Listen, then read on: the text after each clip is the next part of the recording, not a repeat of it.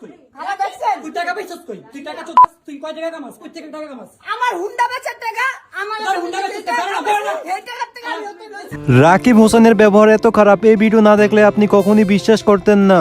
অবশেষে 4 বছর পর জানা গেল রাকিব এবং মেহেদীর মধ্যে কেন বন্ধুত্ব নষ্ট হয়েছিল।